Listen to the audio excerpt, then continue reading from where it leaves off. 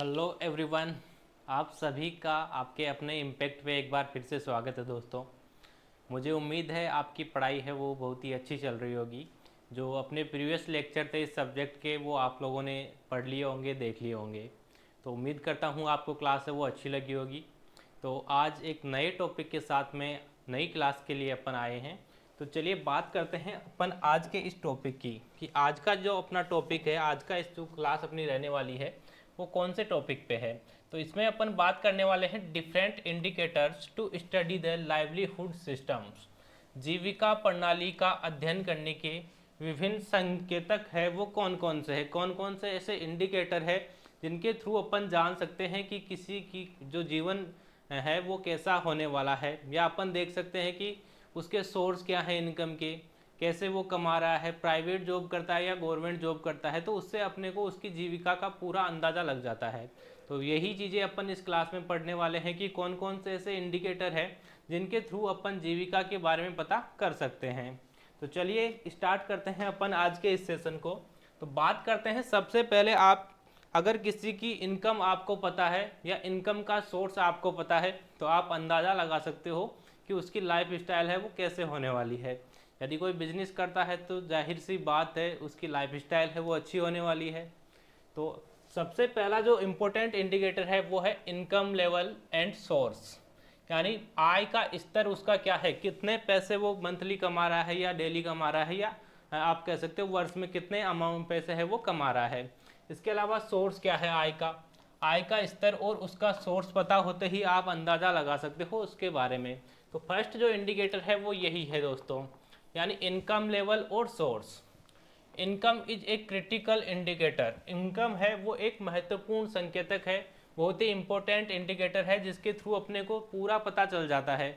आपके आसपास भी आपने देखा होगा, यदि कोई बिजनेस करता है या आपको पता लग जाता है कि ये एक अच्छा गवर्नमेंट एम्प्लॉय है, ऑफिसर है, तो आपको पता चल जाता है कि उसका स्टैंडर्ड है वो क्या होगा, उसकी लाइफ स्टाइल है वो कैसी होगी। तो ये सारा आपको आइडिया हो जाता है।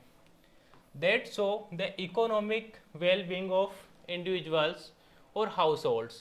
This includes the diversity of income source such as agriculture, employment, business, remittance and government support schemes.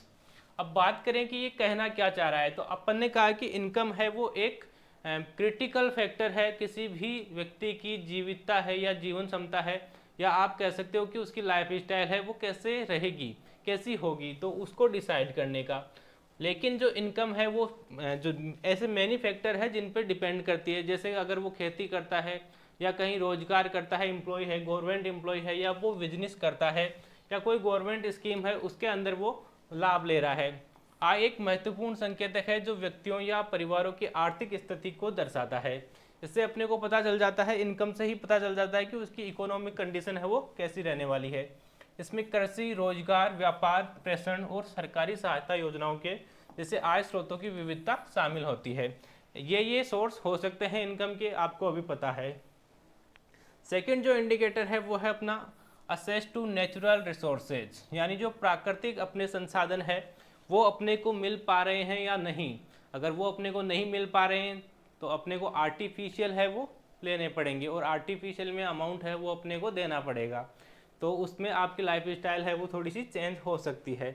In rural areas access to land, water, forest and other natural resources is vital for sustaining livelihoods, particularly for farming, fishing और forest based activities. ग्रामीण क्षेत्रों में भूमि, जल, one और अन्य प्राकृतिक संसाधनों तक पहुंच आजीविका बनाए रखने के लिए महत्वपूर्ण है। यानी अगर आप रूरल एरिया के अंदर रहते हो तो ये फैक्टर है वो बहुत ही इंपॉर्टेंट है। यदि आपके पास में लैंड है, भूमि है, उसमें आप खेती कर सकते हो। इसके अलावा पानी आपके पास में होना चाहिए। विशेषकर खेती, मत्स्य पालन या वन आधारित गतिविधियां हैं उनके थ्रू भी अपन अपना जो स्टैंडर्ड है उसको डिसाइड कर सकते हैं या पता कर सकते हैं। तो ये दो चीज़ें अपन ने देखी है। एग्जाम में अगर आपसे पूछा जाता है कि लाइवलीहुड है उसको इंडिकेट कैसे करोगे, कौन कौन से उसके इंडिकेटर है, तो आप फर्स्ट पॉइंट आपको लिखना है इनकम लेवल एंड सोर्स, यानी आय का स्तर क्या है और स्रोत क्या है, ये आपको पता होना चाहिए। दूसरी चीज़ एक्सेस टू नेचुरल रिसोर्सेज, यानी प्राकृतिक संसाधनों तक उसकी पहुंच है या नहीं है, भूमि उसके पास में है या नहीं है, पानी वहाँ पे है या नहीं है, फॉरेस्ट एरिया वहाँ पे है या नहीं है। तो ये सारी चीज़ें हैं वो डिसाइड करती है कि लाइफस्टाइल है वो कैसी रहने वाली है। थर्ड है एम्प्लॉयमेंट एंड जॉब सिक्योरिटी, यानी उसके पास में रोजगार है या नहीं है। अगर उसके पास में रोजगार है, उसके पास में नौकरी है, तो वो सिक्योर है या नहीं है, गवर्नमेंट जॉब है या प्राइवेट जॉब है। अगर प्राइवेट जॉब है तो वो अनसिक्योर हो गया, गवर्नमेंट है तो वो थोड़ा सिक्योर हो जाता है। तो उससे भी आप आइडिया लगा सकते हो।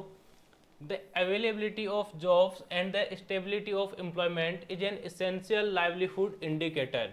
ये भी एक बहुत ही महत्वपूर्ण फैक्टर हो जाता है लाइफ स्टाइल को डिसाइड करने का, या लाइवलीहुड जो जीविता है उसको इंडिकेट करने का। In urban areas this many focus on formal and informal sector jobs, well in rural areas it can related to agriculture and seasonal work.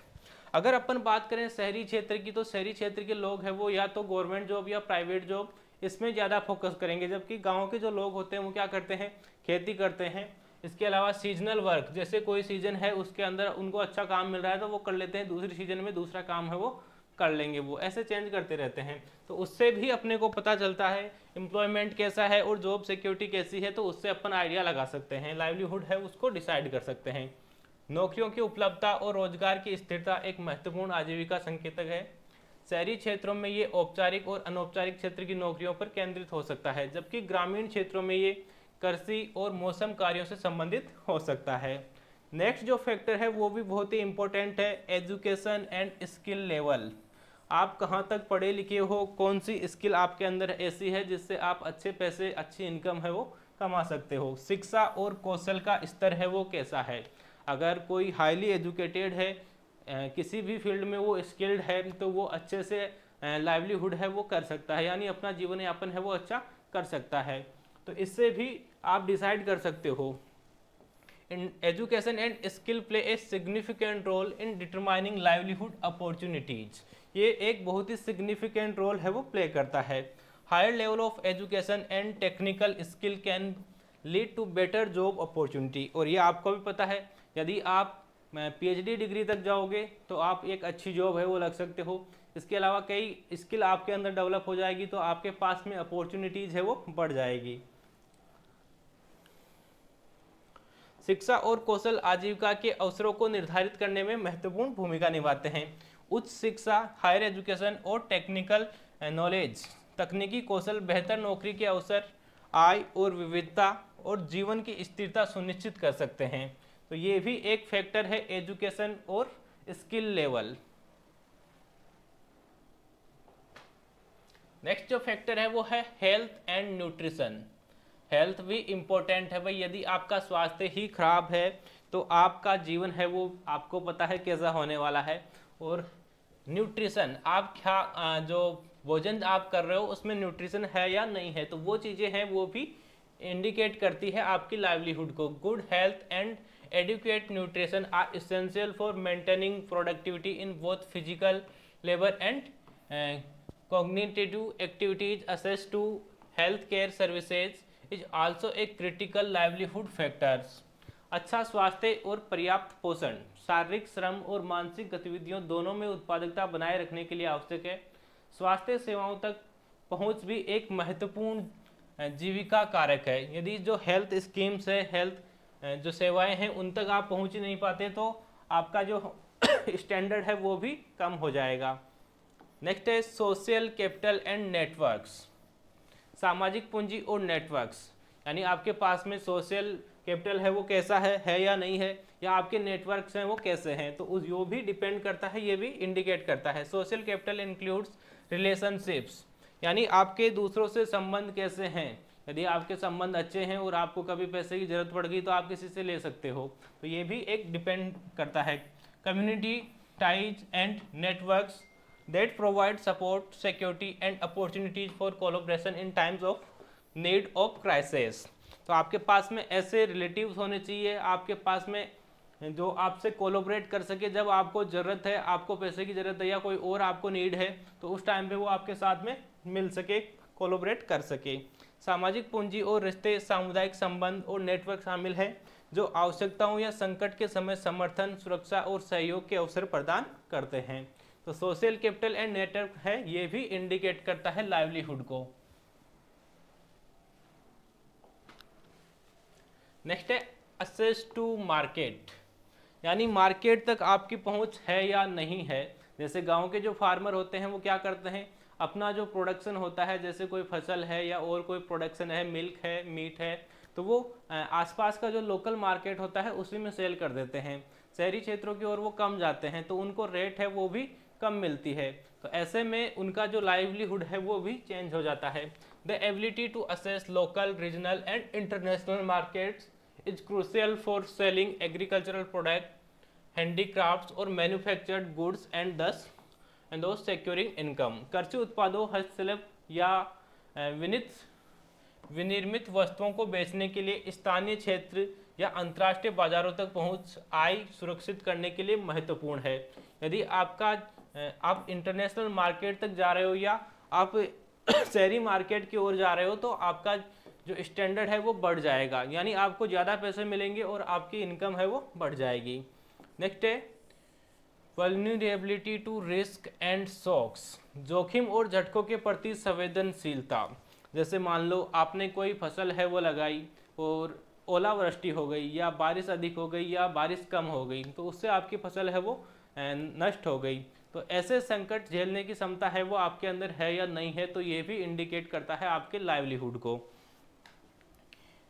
Vulnerability refers to the degree to which livelihoods are at risk from external shocks such as climate change, market fluctuations, political instability और natural disaster। संवेदनशीलता का अर्थ है कि भारी झटकों जैसे जलवायु परिवर्तन, बाजार में उतार चढ़ाव, राजनीति अस्थिरता या प्राकृतिक आपदाओं से आपकी आजीविका है वो कितनी प्रभावित होती है, तो ये भी डिपेंड करता है आपके लाइवलीहुड पे। तो ये जो सारे पॉइंट्स अपन पढ़ रहे हैं ये आपको एग्जाम में भी लिखने हैं भाई। इनके अंदर तो आप जो लिखना चाहो वो लिख सकते हो, इनसे रिलेटेड लिखना है आपको जरूरी नहीं है यही लाइन आप वहाँ पे एग्जाम के अंदर लिखो। अगर सेम लिख दोगे तो मैं कहता हूँ 90% से अबव मार्क्स आपको मिल जाएंगे, लेकिन अगर कुछ चेंज भी लिखोगे तो 80% से अबव मार्क्स है वो आपको डेफिनेटली मिलने वाले हैं, लेकिन ये पॉइंट्स आपको ध्यान रखने हैं। नेक्स्ट है इंफ्रास्ट्रक्चर एंड सर्विस, बुनियादी ढांचा और सेवाएं कैसी है, ये भी अफेक्ट करता है। The availability of infrastructure such as roads, electricity, water supply and access to service like education, health care and transportation significantly affect livelihood sustainability. सड़कों, बिजली, जल आपूर्ति जैसे बुनियादी ढांचे की उपलब्धता और शिक्षा, स्वास्थ्य सेवा और परिवहन जैसी सेवाओं तक पहुंच आजीविका की स्थिरता को महत्वपूर्ण रूप से प्रभावित करती है। यदि आप एक ऐसे एरिया में रहते हो जहां पे एजुकेशन ही आपको नहीं मिलती, वहां पे रोड की फैसिलिटी नहीं है, वहां पे लाइट नहीं है, वहां पे इलेक्ट्रिसिटी नहीं है, तो वहां पे आपका जो जीवन स्तर है वो बहुत ही नीचे रहेगा, लो लेवल का रहने वाला है। तो ऐसे एरिया के अंदर अगर आप रहते हो तो आप डिसाइड कर सकते हो कि वहाँ का लाइवलीहुड है वो कैसा रहने वाला है। हाउस होल्ड असेस्ट यानी परिवार की संपत्ति, यदि आपके फैमिली के पास में बहुत ही अच्छी आप कह सकते हो संपत्ति है तो आपका जो जीवन है वो सफल हो गया भाई। आप कह सकते हो कि आपका जो लाइवलीहुड है वो बहुत ही बेटर होने वाला है। तो ऐसी चीज़ है वो भी इसको इंडिकेट करती है। हाउस होल्ड असेट भी इंडिकेट करती है। Household are influenced by the asset a household owns such as land, livestock, machinery, housing, savings. इसके अंदर क्या क्या हो सकता है आपके पास में, या तो आपका घर हो सकता है, आपकी ज़मीन हो सकती है उसमें, इसके अलावा आपके पास में पशु हो सकते हैं, लाइव स्टॉक हो सकते हैं, मशीनरी आपके पास में हो सकती है, या आपके पास में घर हो सकता है, बैंक में आपके पास में सेविंग्स हो सकती है। तो which contribute to economic stability and resilience. परिवार की संपत्ति जैसे भूमि, पशुधन, मशीनरी, आवास और बचत जो आर्थिक स्थिरता और लचीलापन प्रदान करती है, आजीविका को प्रभावित करती है। तो ये सारे फैक्टर्स है वो आपको ध्यान रखने हैं। अपन ने जो फैक्टर्स पढ़े हैं 10 फैक्टर्स है, 10 इंडिकेटर हैं जिनसे अपन पता कर सकते हैं कि लाइवलीहुड है वो कैसा रहने वाला है। तो इस क्लास को अपन यहीं पे ख़त्म करते हैं, मिलते हैं नेक्स्ट क्लास में, तब तक के लिए थैंक यू।